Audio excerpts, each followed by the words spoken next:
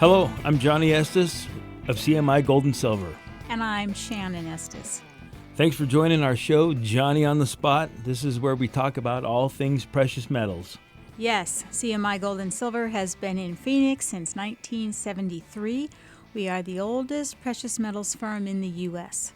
Yep. Yeah, so Johnny, today, because it's our show and therefore we can, I'd like to discuss some of my favorite movies with gold in them and whether or not the gold part of the story is realistic.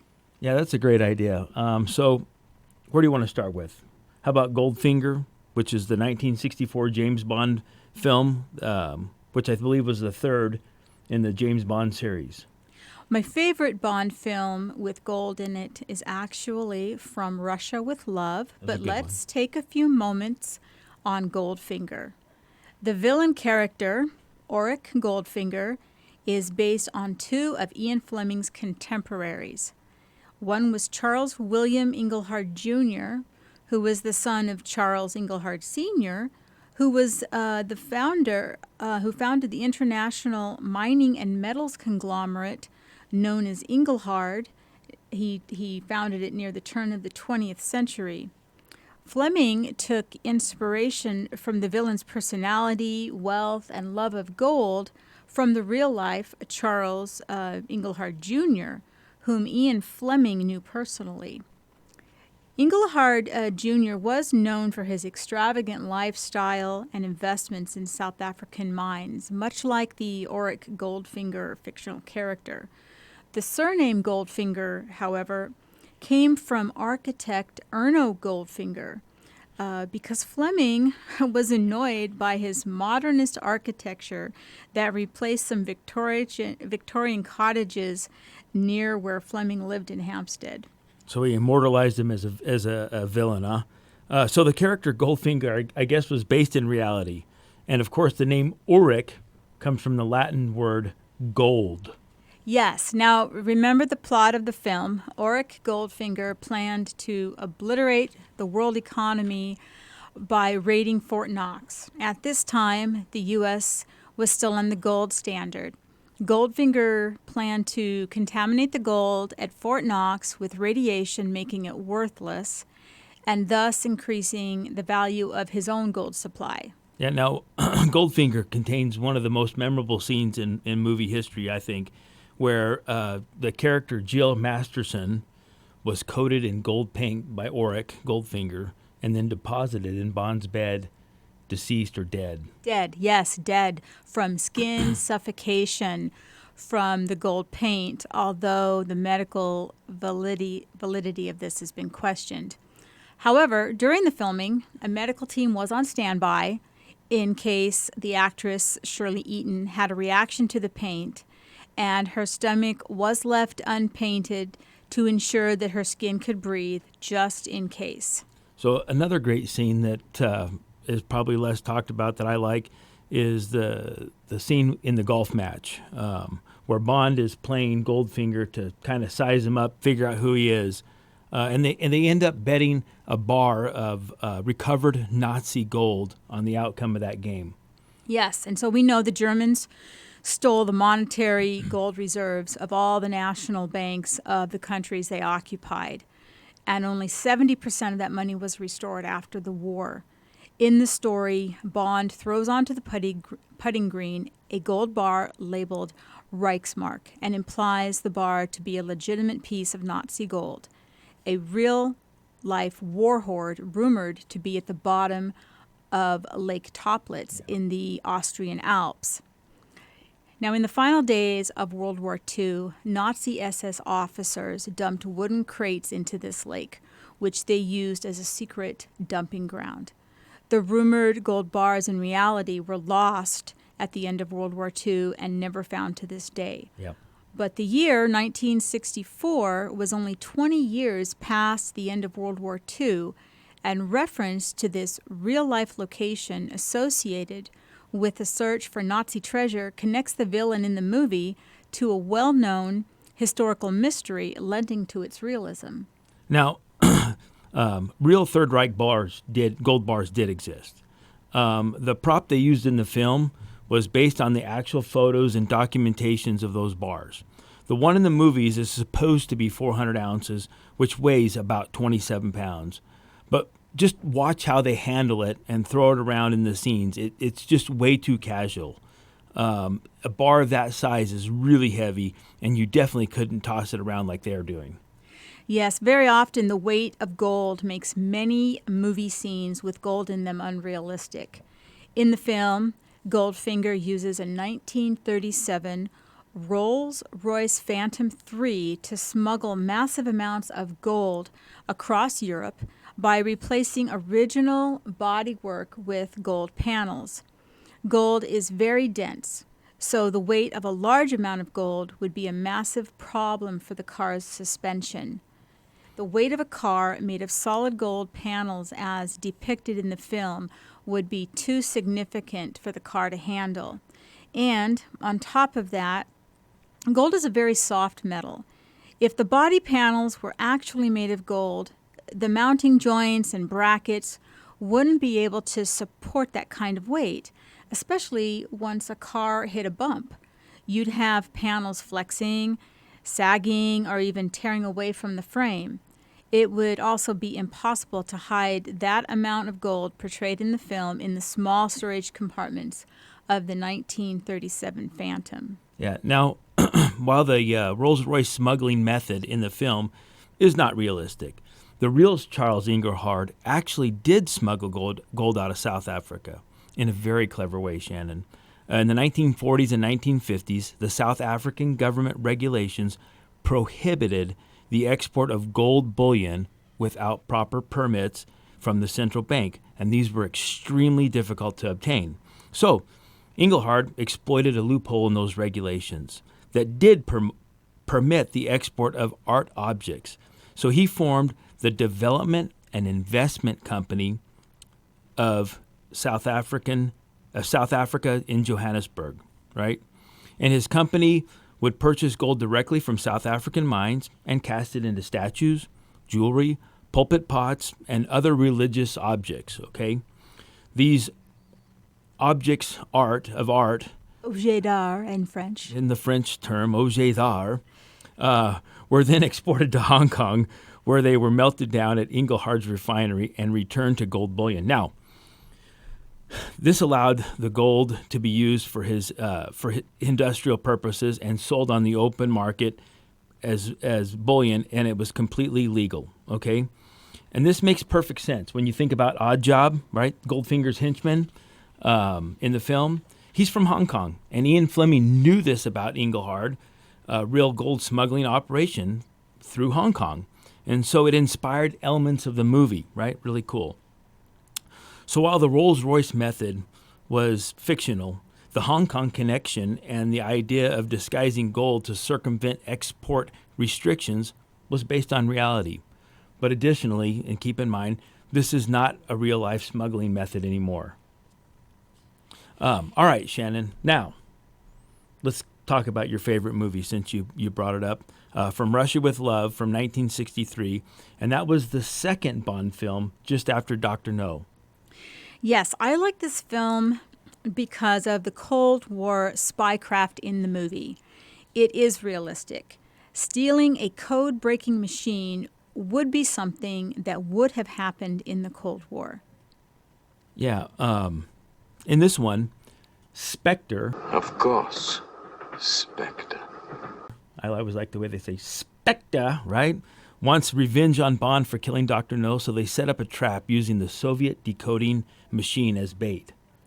So my favorite part of the movie is at the end in the final scene on the train. During this scene, you can feel the sense of tension and suspense without any flashy gimmicks or big action scenes. Yeah, okay, but let's talk. What about the gold? Where's the gold?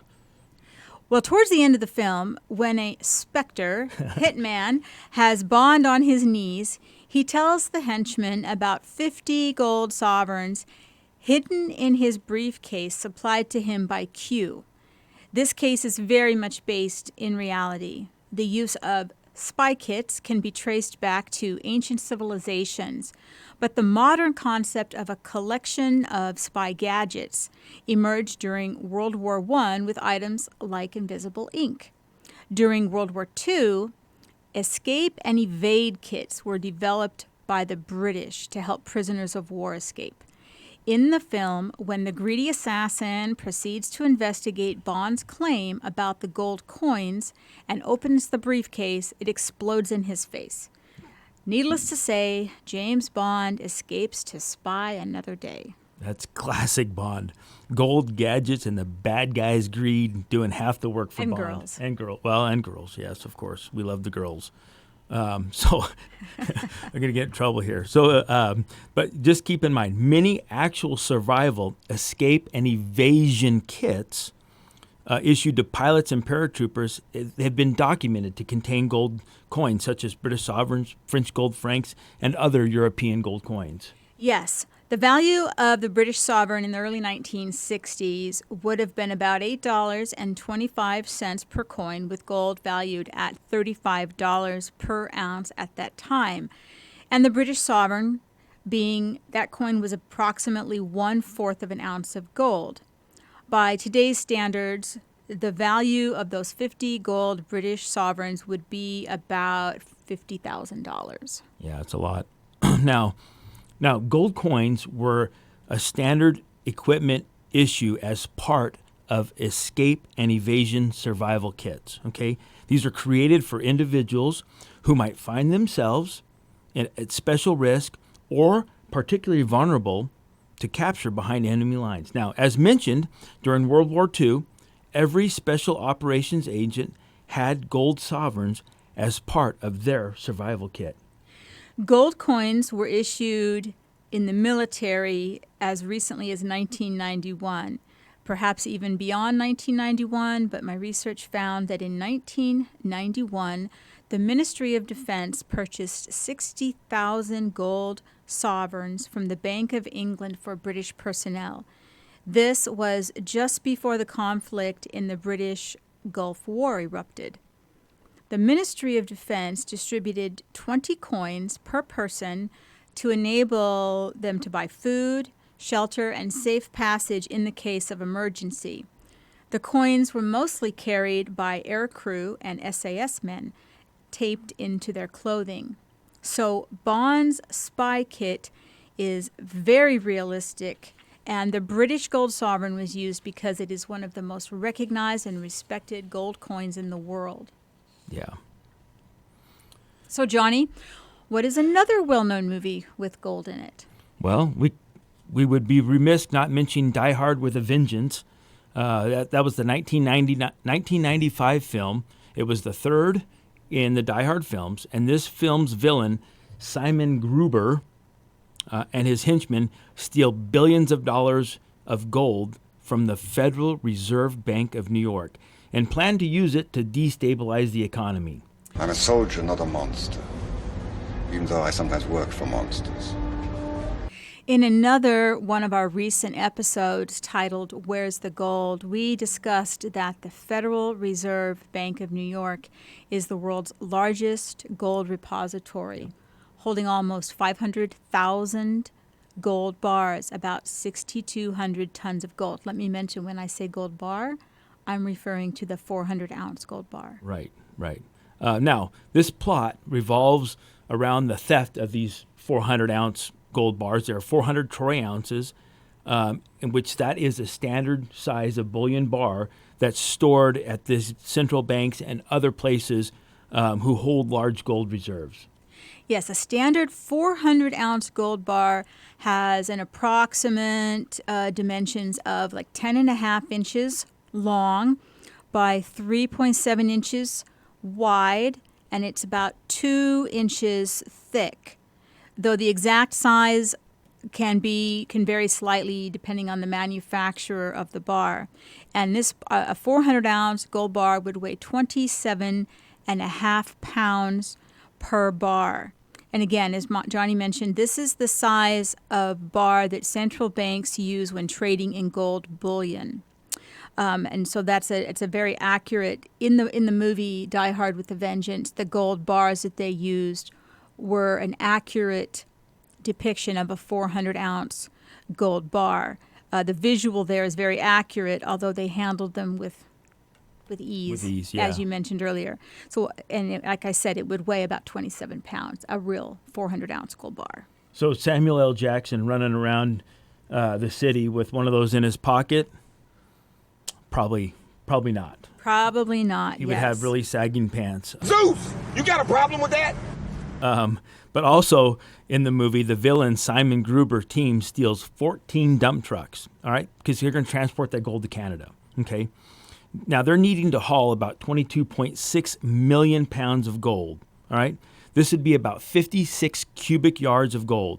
Now, assuming that they could perfectly pack that with efficiency and Tetris skills level 25, right? The bad guys would need a lot more dump trucks, okay, to haul that amount of gold bars. If you consider the weight, it makes it even more unrealistic with only 14 trucks. All right, they'd be able to only move about 2.5% of the heist gold. Okay, standard dump trucks shown in the film, they typically carry about 25 tons, give or take, right? But even the massive dump trucks in open pit mining, those big, huge things that tires are taller than me, they only can carry about 280 to 400 tons at a time. Okay, so a fleet of ordinary dump trucks just couldn't physically haul over 1,000 tons of gold. And the weight would vastly exceed their structural and operational capacity. In fact, the weight would probably likely crush the truck, and it would make them pretty much immobile. Despite the logistical issue with the weight of the gold, the method of the heist was very convincing. Yes. So much so that the FBI questioned the screenwriter on how he had such intimate knowledge of the vaults.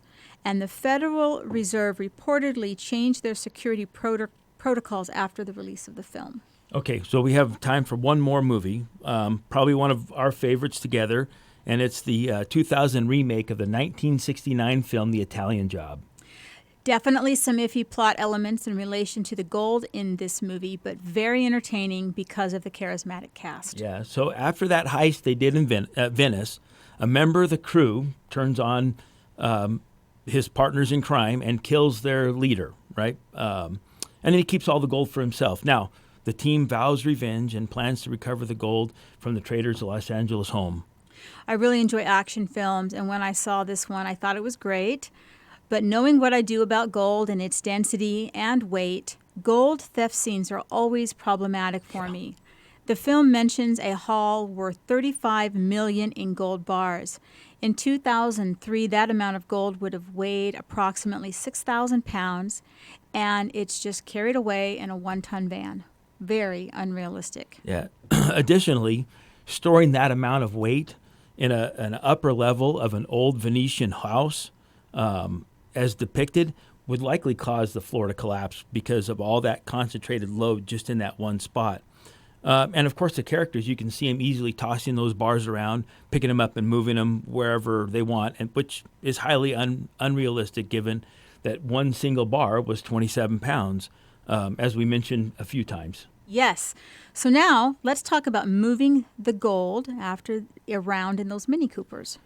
Okay, this is where it gets me, right? In the movie, when the team recovers the stolen gold from Steve, they open the safe and they tell the one Napster guy, I don't know his name. Well, you can call me the Napster. Gives him how many bars, and he estimates there's 208 bars left. All right, so each of those bars weighing 27 pounds. If you divide that between the 3 Mini Coopers, you're putting almost 1,900 pounds per car, and that's nearly a ton per car. That's a lot of weight per car. Need more cars to handle the weight. So keep in mind that real Mini Coopers, they are sold with 2 basic setups. You got the automatic transmission or the standard manual transmission. Now, an automatic transmission is what they call a CVT, and essentially you're running that with a super rubber band, which does not handle that type of stress. Okay. Now, In the film, they had to use different versions of the Mini Cooper, and they used electric ones at some point because the city of Los Angeles said they had to use electric ones in the tunnel and in and around L.A. to be compliant For filming. for filming. But if you were actually to move 1,900 pounds, your best option would be the standard or the manual transmission. So the modifications they mentioned in the film, would those actually work? You know something? I'd have to say probably not. I think it would crush the car. Horsepower can be added simply by rebuilding the motors, upgrading them. But however, adding torque, which is what's going to take to move the bars, would require a much bigger motor, like a lot bigger motor. And in the motorsports world, we always like to say that there is no replacement for displacement. And didn't they do all those jumps and high-speed maneuvers also in the film? Well, exactly, and that's where it becomes completely unrealistic. Even if somehow you upgraded the suspension and the drivetrain to handle the weight and the motor, the handling would change dramatically, Shannon. The cars would be extremely tail-heavy and hard to control at that speed, let alone while even doing stunts. So the stunts in the 2003 version, the massive jumps over traffic, would have been even less realistic than we thought. Much less realistically. And I was thinking about this, and personally, I feel like that the 1969 Mini Coopers would have actually done a better job handling the weight than the newer cars. And I say that because with older cars, you can pretty much force them to do what you wanted. All right, you have full mechanical control. Whereas new cars, they have preventative measures or codes, as you will, built into the computer that would send the car into limp mode with that much strain and stress and pressure, right?